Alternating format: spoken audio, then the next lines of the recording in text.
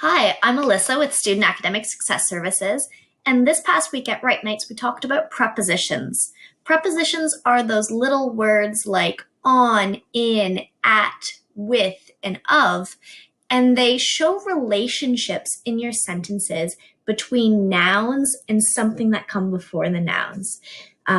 They can show relationships of time or direction or location or belonging or logical relationships, how two things work together.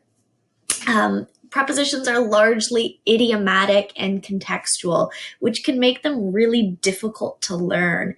I recommend learning prepositions in the context of a larger phrase or learning the words that tend to go with individual prepositions.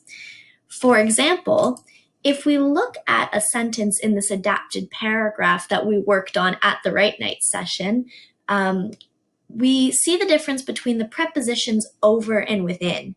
The sentence I'm looking at reads, UNBC researchers undertook 2 surveys in Prince George, either over or within a 3-year period.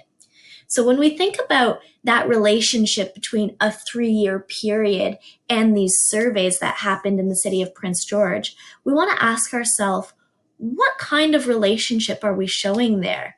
Do we want to describe that these surveys happened continuously in a developmental way across multiple years, across 3 years to be specific? That preposition over suggests this kind of continuation of action. Or do we want to emphasize to our readers that there was a limit to the amount of time we had to do these surveys? Do we want to say that they had to happen within the context or the confines of 3 years? Both of these prepositions are grammatically correct, but they slightly change the meaning of this sentence by describing a different type of relationship between that 3-year time period and the surveys themselves. If this seems like the kind of thing that you would like to work on in your writing, join us next week for our Right Night session. Every week we look at a different grammatical topic and pull apart the grammar in a paragraph just like this one.